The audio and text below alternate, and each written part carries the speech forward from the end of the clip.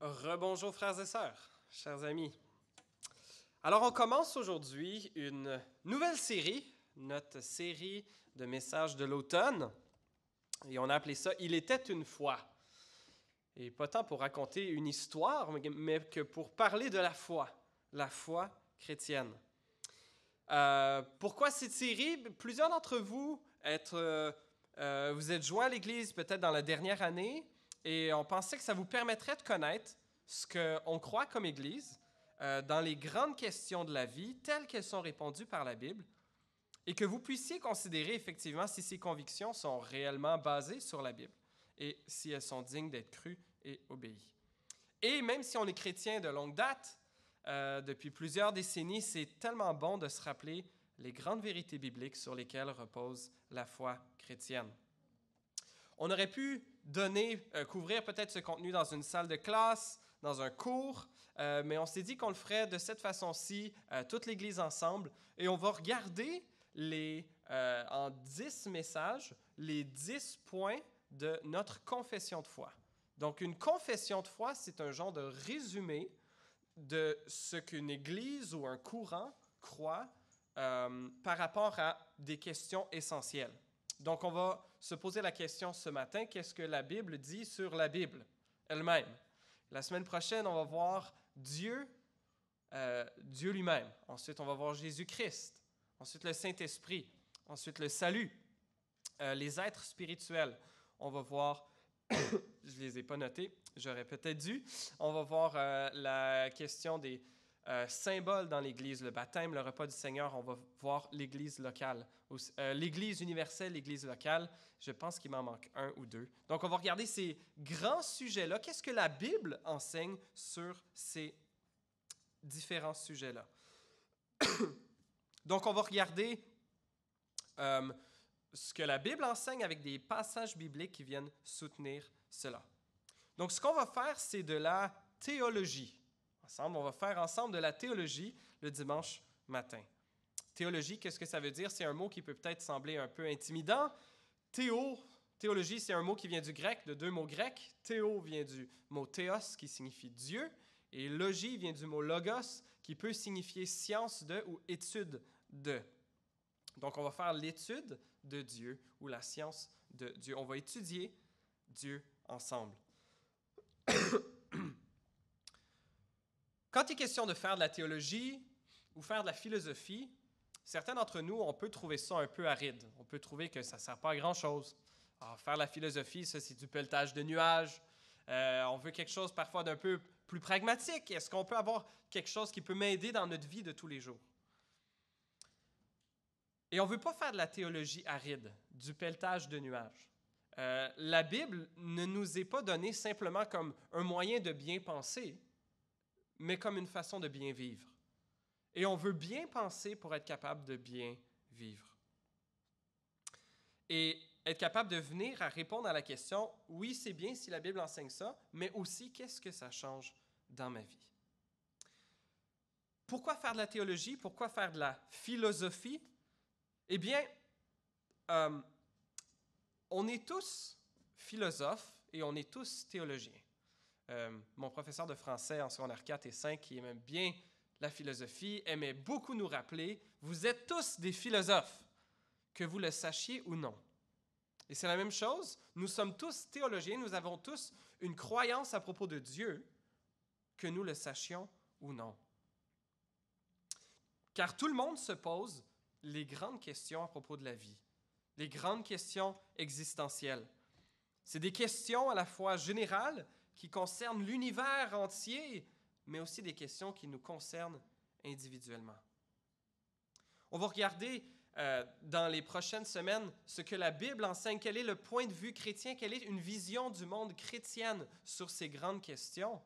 Mais tout le monde, qu'il soit chrétien, peut-être intéressé à la foi chrétienne, agnostique, athée, musulman, bouddhiste, nouvel âge, tout le monde apporte ses réponses ou a du moins ses présupposés sur les grandes questions existentielles. Une des grandes questions existentielles, c'est la question des origines. D'où vient le monde? Et d'où est-ce que je viens? Il y a la question de la divinité aussi. Est-ce qu'il existe un Dieu ou des dieux? Si oui, peut-on le ou les connaître? Comment? La question du problème avec le monde. Pourquoi le mal et la souffrance existent-ils? Quelle est la nature, quelle est la racine de ce problème? Et non seulement découvrir c'est quoi le problème, avoir un bon diagnostic, mais est-ce qu'on peut avoir un bon traitement pour ce problème? Quelle est la façon d'améliorer le monde? Et quelle est la façon d'améliorer ma propre vie? Et une dernière grande question qu'on se pose, c'est la question de après la mort. Qu'y a-t-il après la mort? Est-ce que c'est le néant? Est-ce qu'il y a quelque chose d'autre? Est-ce que je suis recyclé dans un autre corps? Est-ce qu'il y a un ciel, un enfer?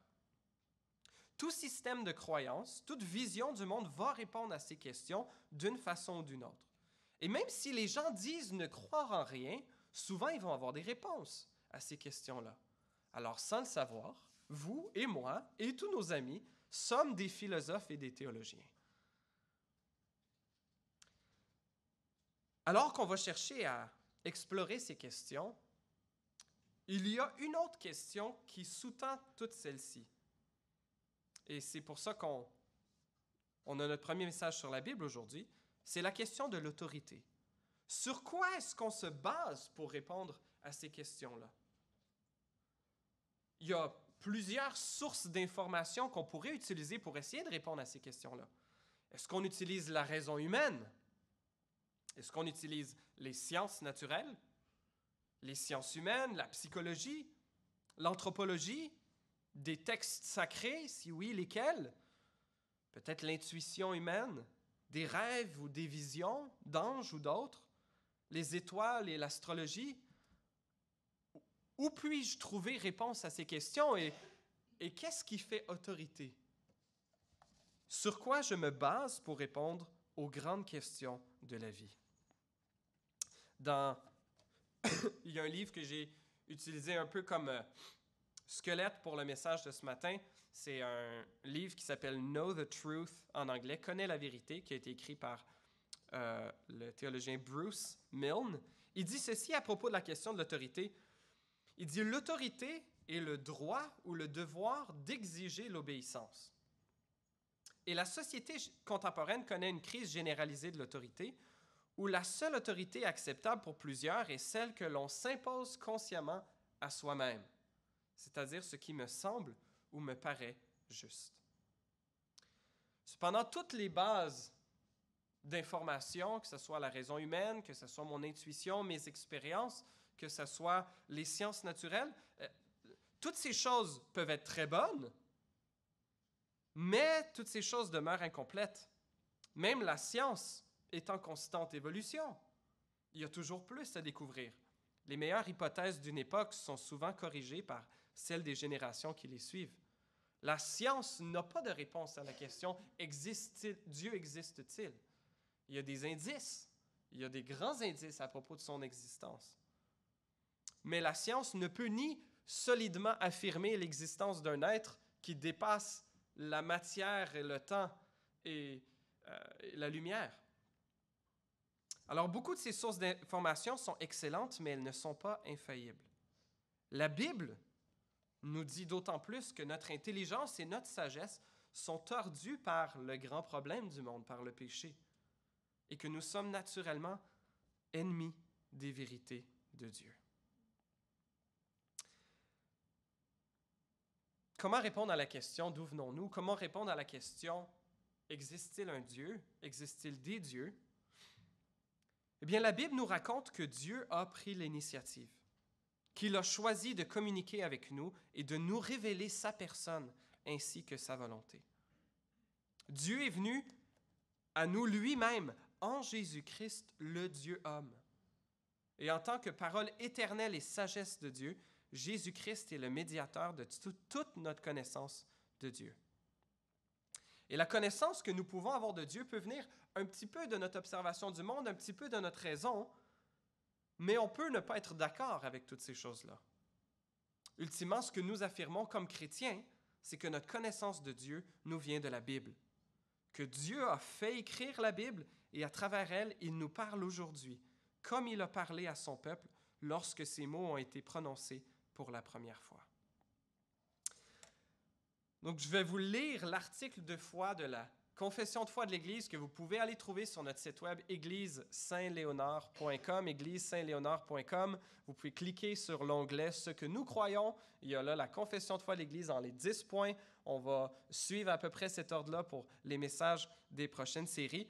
Et le premier article, c'est l'article numéro 1 qui concerne la Bible et qui dit ceci, qui est un genre de résumé de ce qu'on va voir ce matin.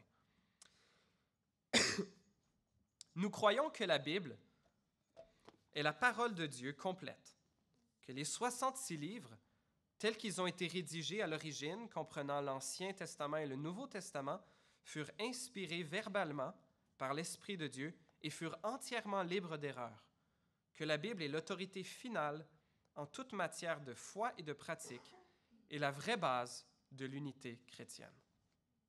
Fin de l'article. Si nous voulons connaître Dieu, il faut que Dieu se révèle à nous. Sinon, nous ne pouvons le percevoir ni le connaître.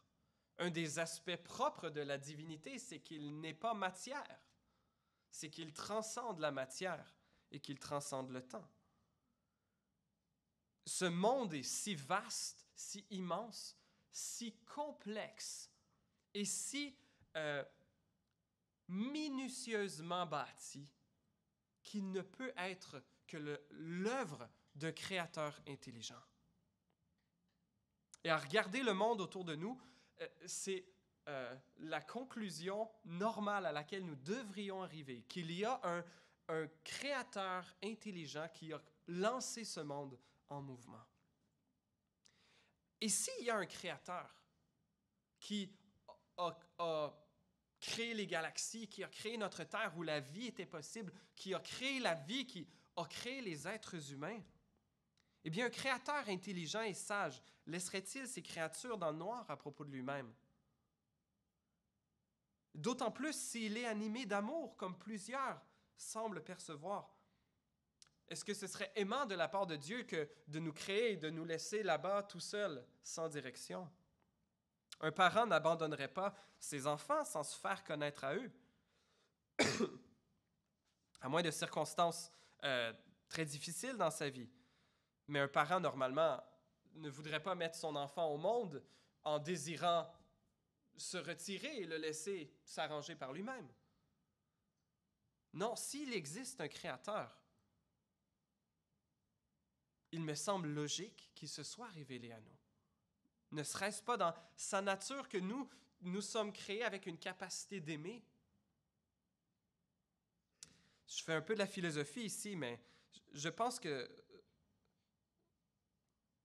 Et c'est ce que la Bible nous révèle d'ailleurs, qu'il existe ce Dieu, qu'il est celui qui a créé le monde et qu'il s'est révélé à nous. Il s'est révélé à nous de la façon la plus ultime dans son Fils Jésus et que la façon de le connaître est par sa Bible qu'il a inspirée.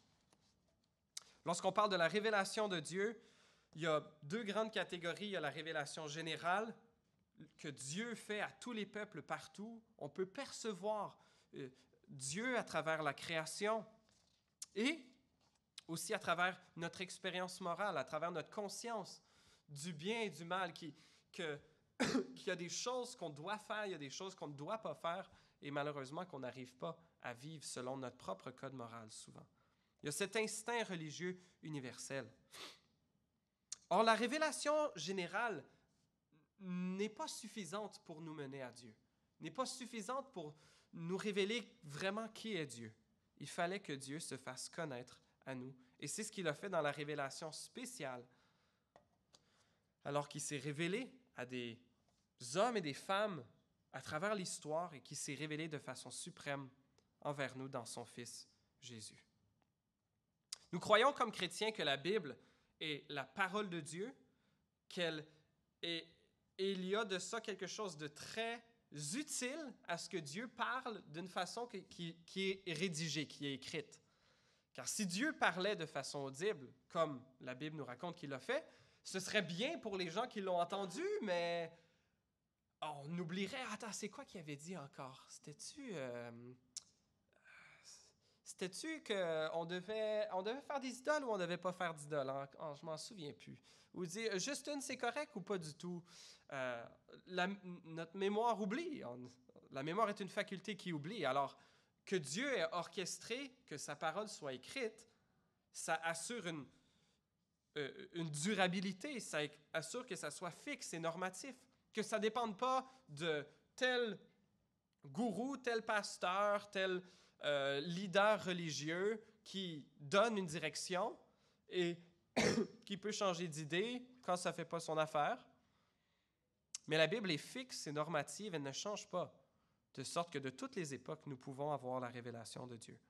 Le fait que ce soit écrit aussi, ça évite les erreurs de mémoire, les corruptions délibérées ou accidentelles, et ça permet que la parole de Dieu puisse être disséminée universellement par la traduction et la reproduction.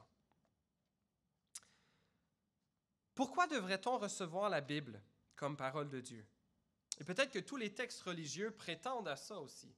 Tous les textes religieux prétendent être parole de Dieu. Et je ne vais pas faire une étude comparative aujourd'hui des différentes religions. Il y a différents critères qu'on peut appliquer. Le critère de la cohérence interne, il y a le critère de la correspondance avec la réalité, il y a le critère est-ce que ça fonctionne? Est-ce que notre vie peut être vécue de cette façon-là? La cohérence, pour la vie, la cohérence avec l'histoire, si un livre affirme des choses et que tout ce qu'on est capable de trouver dans l'archéologie moderne contredit ce que affirment ces livres-là, alors on n'est pas dans quelque chose de très solide. Mais la Bible tient, et c'est pour ça que je suis chrétien, c'est pour ça que je suis pasteur, c'est parce que je suis convaincu que la Bible et la foi chrétienne qui en découle est la vision du monde la plus solide, qui tient le mieux à tous ces tests de validité. Pourquoi recevoir la Bible comme parole de Dieu? Eh bien, d'abord, c'est l'attitude que la Bible a par rapport à elle-même. Donc, on va regarder un peu, est-ce qu'il y a cohérence interne? Est-ce que la Bible elle-même dit qu'elle est la parole de Dieu ou la Bible ne prétend pas à cela? Mario nous a lu quelques textes magnifiques tantôt dans le psaume 119 à propos de la Bible. J'aimerais nous lire quelques autres textes. Le psaume 19, verset 8, dit « La loi de l'Éternel est parfaite. Elle donne du réconfort. Le témoignage de l'Éternel est vrai. Il rend sage celui qui manque d'expérience. » Proverbe 30, verset 5 dit « Toute parole de Dieu est pure. Il est un bouclier pour ceux qui cherchent refuge en lui. N'ajoute rien à ses paroles. Il te reprendrait et tu apparaîtrais comme un menteur. » Je vous fais un résumé en quelques minutes ce matin, mais il y aurait moyen là, de passer des centaines de pages sur presque chacun de ces 10 grands points qu'on va regarder rapidement ce matin. L'Ancien Testament affirme être parole de Dieu, et c'est aussi l'attitude que Jésus avait par rapport à l'Ancien Testament. Jésus respectait l'autorité de l'Ancien Testament, il l'appelait la parole de Dieu, il faisait allusion à son inspiration, et malgré sa nature divine, en aucun moment Jésus n'oppose directement son autorité à celle des Écritures. Au contraire, il se base sur l'autorité de la Bible pour son enseignement, pour ses actions et son ministère messianique. C'est la même chose pour les apôtres. Les apôtres considèrent l'Ancien Testament comme la parole de Dieu qui a été écrite, et un de leurs buts principaux est de montrer comment Jésus est l'accomplissement des promesses que Dieu avait faites au peuple d'Israël dans l'Ancien Testament. Par exemple, dans Acte 1, verset 16, je pense que c'est Pierre qui dit « Mes frères, il fallait que s'accomplisse l'Écriture, parlant de l'Ancien Testament, ce que le Saint-Esprit avait annoncé d'avance par la bouche de David au sujet de Judas, devenu le guide de ceux qui ont arrêté Jésus. » Donc, à plusieurs autres reprises aussi, les apôtres citent l'Ancien Testament pour montrer comment il a été appliqué, qui a été accompli dans la personne de Jésus. Et Jésus lui-même, si on va aux paroles de Jésus, Jésus affirme qu'il y a une puissance et une autorité unique dans ses paroles. Jean 6, 63, Jésus dit « Les paroles que je vous dis sont esprit et vie. » En Jean 8, 31, « Si vous demeurez dans ma parole, vous êtes vraiment mes disciples. Vous connaîtrez la vérité et la vérité vous rendra libre. » Jésus affirmait que ces paroles étaient, qu'elles étaient autoritaires, qu'elles étaient dignes d'être crues et obéies. 1 Timothée 5, 18, l'apôtre Paul parle de l'écriture, c'est un terme pour parler de l'Ancien Testament. Il cite un verset de l'Ancien Testament, il va citer aussi un verset du Nouveau Testament de Jésus, en mettant les paroles de Jésus au même niveau d'autorité que l'Ancien Testament. La Bible nous affirme aussi une autorité spéciale des apôtres. Jésus a promis à ses 12 disciples de leur donner le Saint-Esprit pour les guider dans leur enseignement et leur témoignage. Il dit dans Jean 14, 26, « Le défenseur, l'Esprit Saint que le Père enverra en mon nom, vous enseignera toutes choses et vous rappellera tout ce que je vous ai dit. » Les apôtres avaient eux-mêmes la conviction qu'ils parlaient par le Saint-Esprit. Et Pierre parle des lettres de son homologue, l'apôtre Paul, comme étant des Écritures, en utilisant le même terme que l'Ancien Testament, parlant de la parole de Dieu dans 2 Pierre 3, 16. Une des choses que nous croyons comme chrétiens évangéliques, et tous les chrétiens croient ceci, que la Bible est inspirée par Dieu. Le mot vient de 2 Timothée 3, 16. Qui est peut-être un des passages clés qui nous parle de cette inspiration que la Bible est la parole de Dieu. 2 Timothée 3,16 dit ceci, « Toute écriture est inspirée de Dieu et utile pour enseigner, pour convaincre, pour corriger, pour instruire dans la justice, afin que l'homme de Dieu soit formé et équipé par toute œuvre bonne. » Le verbe qui est utilisé ici, toute l'écriture est inspirée de Dieu. On pourrait presque dire, le mot c'est spiré, il est comme soufflé par l'Esprit de Dieu. C'est l'Esprit de Dieu qui a soufflé toute écriture. C'est pas tant on pourrait dire même, c'est pas tant que la parole est inspirée, mais expirée de Dieu, que c'est Dieu lui-même qui la souffle. Et le verset nous dit que c'est toute l'Écriture qui fait allusion, ici à l'époque, à tout l'Ancien Testament, mais qu'on peut certainement appliquer maintenant à l'entièreté de la Bible. Un autre texte important à propos de l'inspiration, c'est 2 Pierre 1, verset 21, où Pierre nous dit « Car ce n'est pas par une volonté d'homme qu'une prophétie a été apportée, mais c'est poussé par le Saint-Esprit que des hommes ont parlé de la part de Dieu. »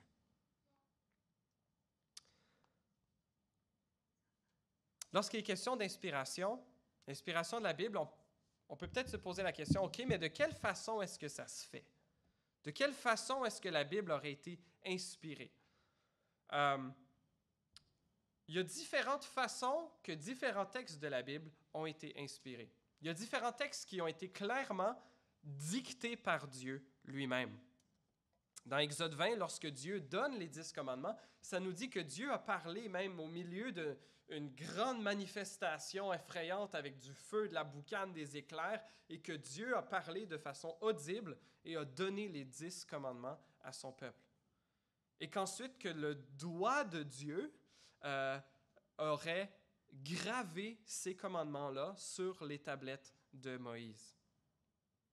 Donc parfois, certains passages de la Bible affirme qu'ils viennent directement de Dieu, qu'ils ont été dictés par Dieu. Plusieurs des prophètes aussi ont une expérience où Dieu leur parlait et ils ne faisaient que rapporter ce que Dieu leur disait.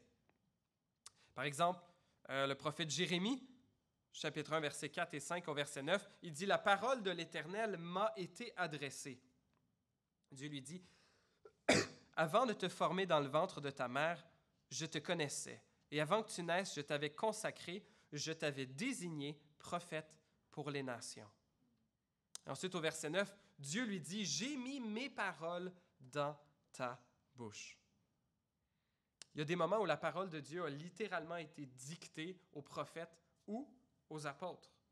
Comme on voit dans l'Apocalypse, chapitre 2, les chapitres 2 et 3, l'Apocalypse nous est présenté comme l'apôtre Jean qui a eu une vision, il a une grande vision, il a vu les choses du futur, il a vu le ciel, et Jésus lui dit, écris à l'ange de l'église d'Éphèse ceci. Et Jésus lui dicte et Jean écrit. Donc ces deux chapitres-là ont été, la Bible affirme, vraiment dictés par Jésus. Mais souvent, le restant du temps, Jean va raconter ce qu'il voit. J'ai vu ceci, ceci s'est produit. Donc, malgré que certains textes aient été dictés, ce n'est pas le mode d'inspiration majoritaire que l'on retrouve dans la Bible. Au contraire, la majorité du temps, on voit que les textes bibliques sont empreints d'une personnalité humaine de leur auteur. Lorsqu'on regarde un texte poétique, lorsqu'on regarde des prières, des chants de louange, des demandes de délivrance, on voit la foi réelle du chrétien qui s'exprime ou de l'Israélite qui s'exprime. Et il n'était pas que des robots qui ne faisaient que écrire ou des scribes qui ne faisaient qu'écrire ce que Dieu lui disait. Il y avait leur propre expérience également.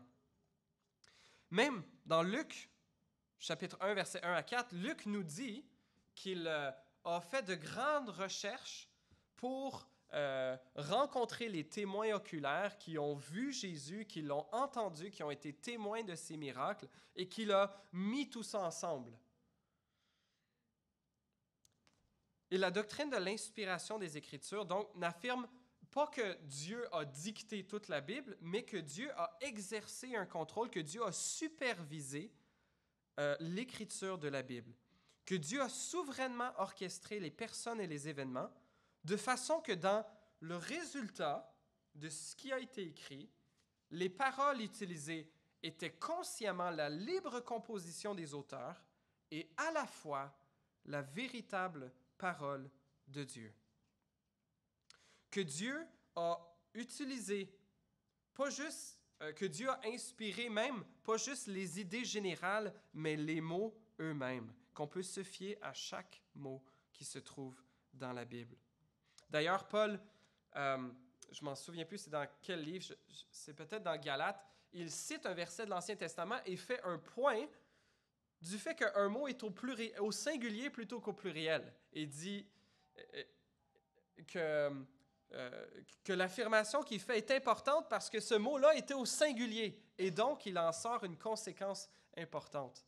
Et Paul considérait l'Ancien Testament inspiré jusque dans le singulier pluriel, de sorte que même le singulier pluriel d'un mot était porteur d'autorité et on pouvait se baser même sur les petits détails comme cela.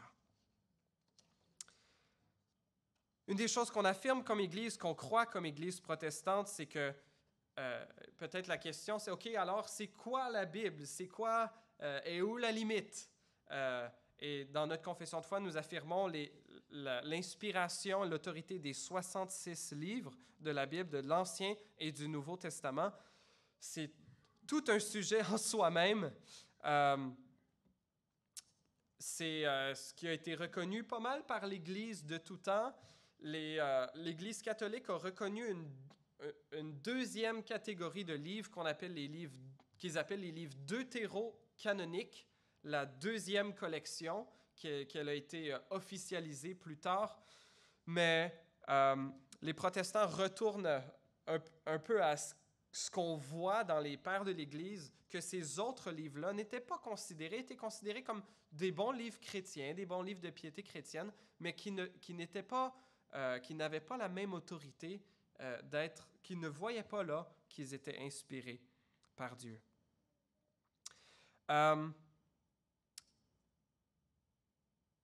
Nous croyons, comme protestants, que Dieu a souverainement dirigé son Église au courant des premiers siècles pour reconnaître quels écrits étaient véritablement ceux des apôtres de Jésus ou d'un de leurs proches collaborateurs, et que les chrétiens reconnaissaient la voix de Dieu qui s'adressait à eux à travers ces livres.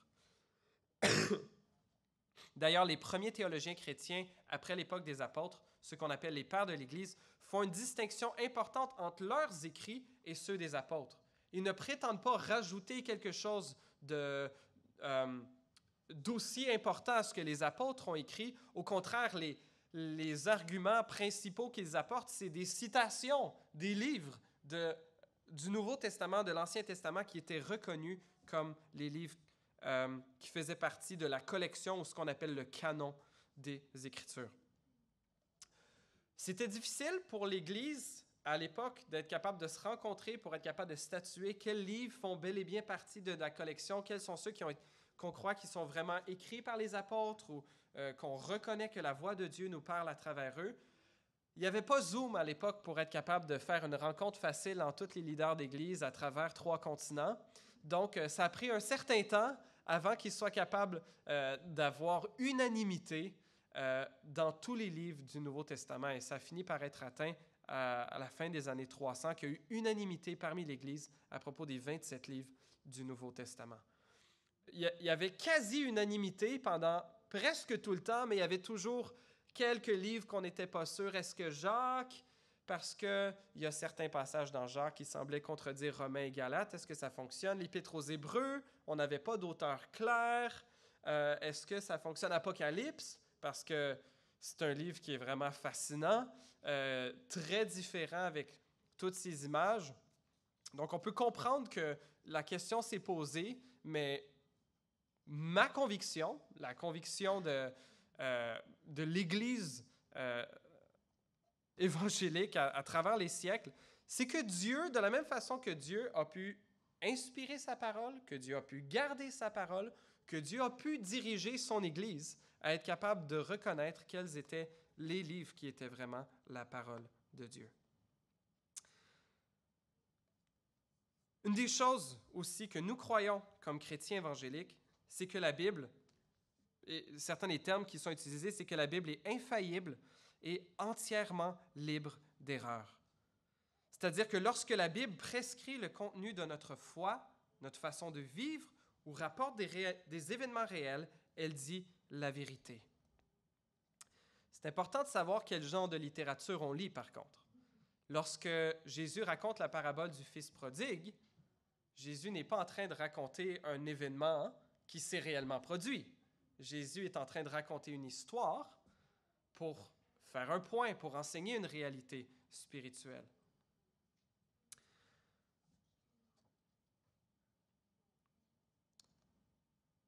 Une autre chose que la Bible dit par rapport à elle-même, c'est qu'elle est suffisante. Elle ne répond pas à toutes nos questions, mais elle est suffisante. Dans Deutéronome 29, 28, Moïse disait ceci, et on peut s'y associer aujourd'hui. « Les choses cachées sont pour l'Éternel notre Dieu. Les choses révélées sont pour nous et nos enfants à toujours, afin que nous mettions en pratique toutes les paroles de cette loi. » Il y a des choses qui demeurent cachées. Dieu ne nous a pas tout dit ce qu'il y avait à savoir sur tous les domaines. La Bible n'est pas un livre d'astronomie et de biochimie et de physique. La Bible est un livre par lequel Dieu se révèle lui-même et révèle son plan de rédemption pour l'humanité.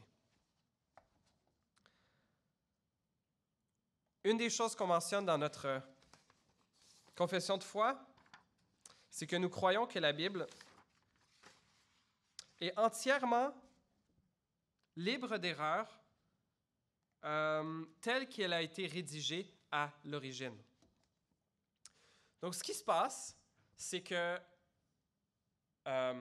ce que nous croyons, c'est que les premiers manuscrits, les premiers écrits étaient entièrement libres d'erreur. Cependant, ils ont été retranscrits.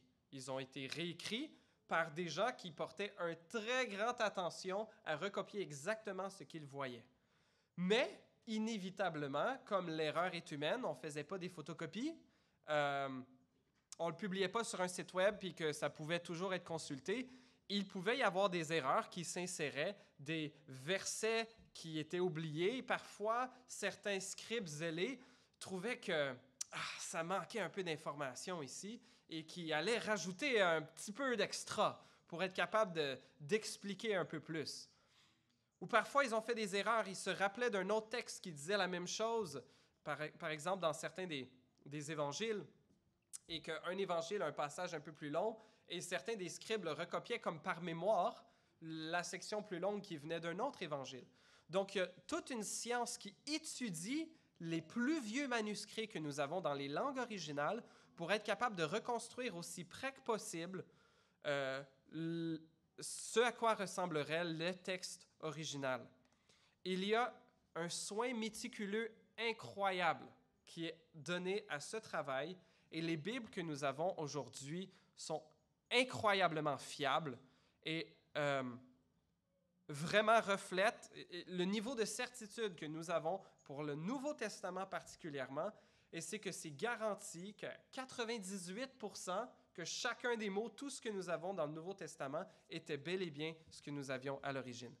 Il y a peut-être un petit passage ici ou là, un passage dans Jean, la fin de l'Évangile de Marc, qui font un peu controverse. Mais la quantité de manuscrits que nous avons pour le Nouveau Testament est incroyable. Vous pouvez faire une recherche. Nous avons des dizaines de milliers de manuscrits dans toutes sortes de langues qui nous permettent d'être capables de reconstruire de façon extrêmement fidèle ce à quoi auraient pu ressembler les manuscrits originaux. Deux dernières choses.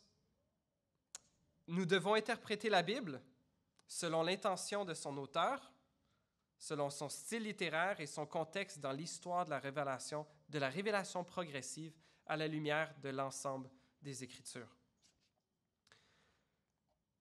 Et dernièrement, le cœur de la Bible, le cœur de la révélation de Dieu, c'est la révélation de son Fils Jésus et l'Évangile qu'il est venu apporter.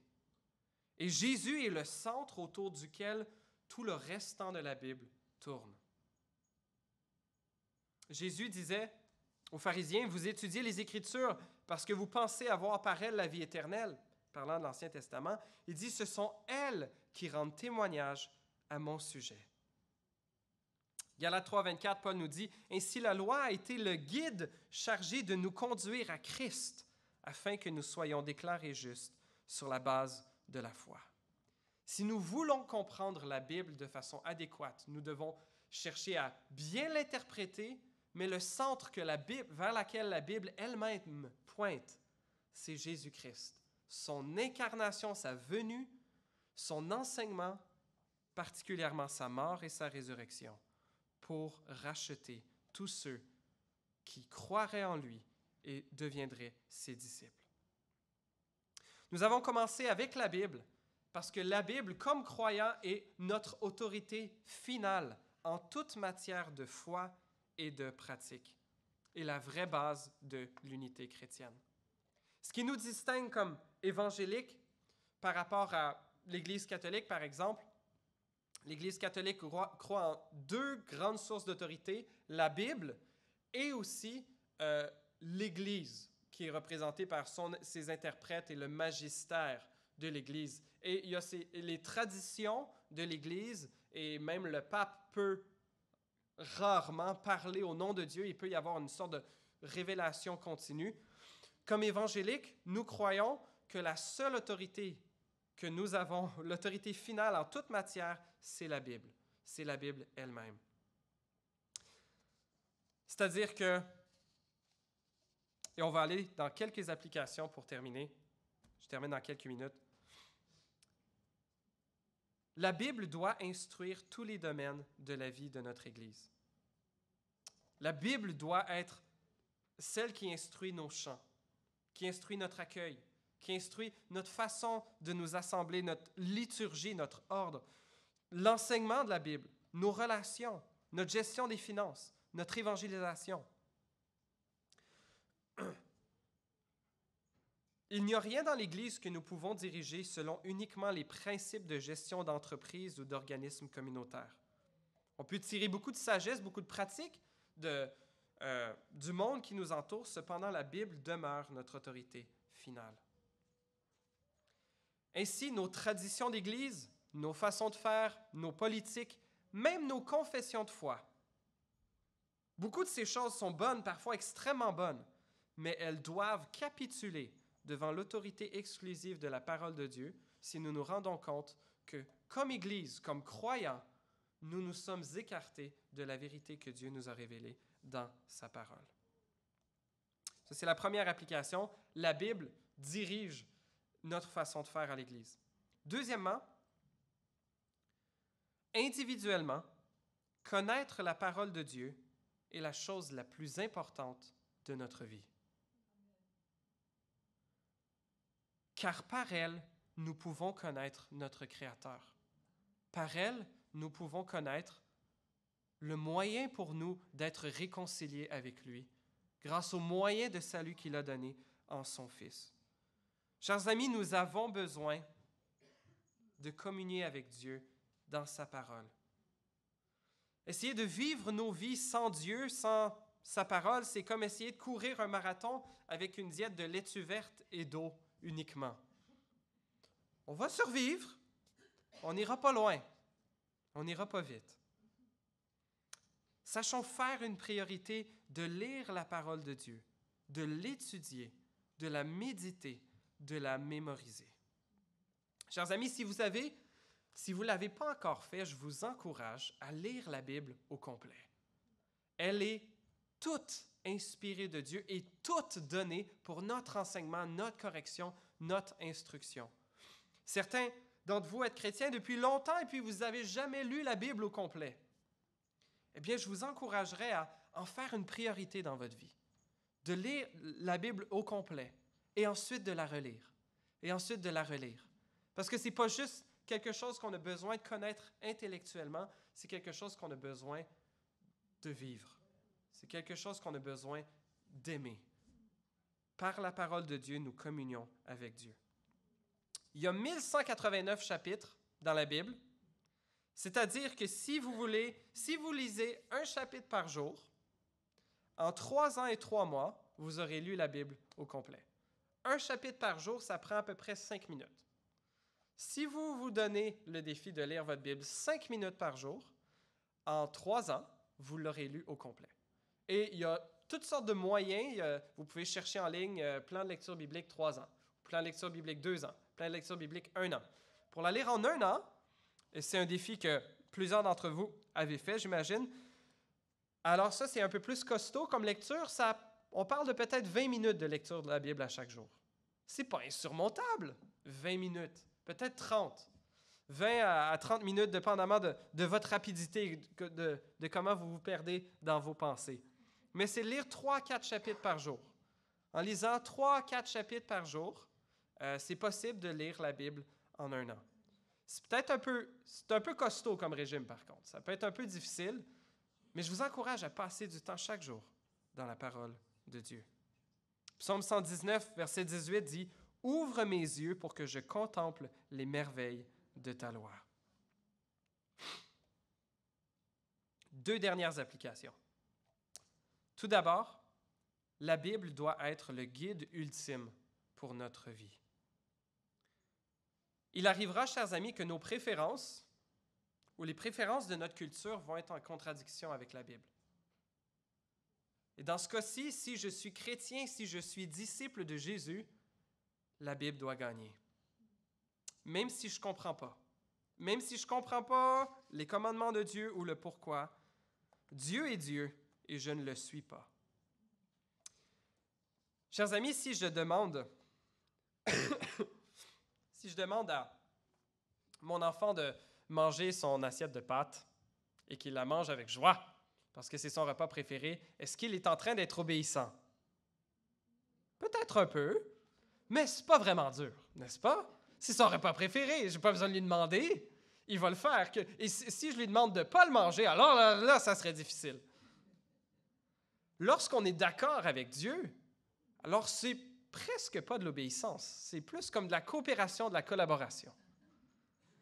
Là où ça devient de l'obéissance, c'est quand c'est dur. Là où ça devient de la soumission, c'est quand c'est pas naturel. C'est quand naturellement je préférais autre chose. Chers amis, comme disciples de Jésus, c'est normal dans notre vie qu'il y ait des moments où nous ayons à lutter avec la parole de Dieu. Et Mark Twain a dit à propos de la Bible, il dit, ce ne sont pas les choses que je ne comprends pas dans la Bible qui me dérangent, mais celles que je comprends. La Bible doit être, pour nous chrétiens, le guide ultime pour notre vie. Et dernière application, la Bible détient le seul moyen de salut pour l'humanité entière, car elle nous révèle Jésus-Christ, le seul Sauveur. Et nous avons donc l'importance capitale de vivre en partageant cette bonne nouvelle autour de nous. Si nous sommes croyants, si nous aimons notre prochain, si nous aimons Dieu, nous voudrons parler de lui. Nous voudrons partager sa parole autour de nous. Par amour, de façon aimante, mais parfois de façon insistante. Parfois, pas chercher à ce que le monde, ils ne veulent plus nous entendre. Parfois c'est ça qu'on va recevoir, puis on continue à prier. Mes chers amis, si la Bible est la parole de Dieu, si la Bible est la vérité, si elle offre le seul moyen de salut, nous devons d'être témoins de cette parole dans nos vies, dans notre vie quotidienne. Sachons la connaître, la méditer, l'étudier, l'obéir dans nos vies comme Église et la transmettre à ce monde qui en a tant besoin. Prions. Seigneur, merci de nous avoir donné ta parole. Merci parce que par elle, nous pouvons te connaître. Merci parce que par elle, nous pouvons connaître le message de l'Évangile, le moyen pour nous d'être réconciliés avec toi. Merci, Seigneur, d'avoir fait le pas de venir vers nous, alors que tu aurais pu rester distant. Merci de t'être révélé à nous. Merci d'avoir offert le moyen de salut que nous étions incapables d'accomplir par nous-mêmes. Oui, Seigneur, permets que ta parole prenne racine dans nos vies. Permets que nous sachions te rencontrer par elle. Aide-nous à t'obéir quand c'est dur. Aide-nous à répandre cette merveilleuse parole autour de nous. Dans le précieux nom de ton Fils Jésus, nous te prions. Amen.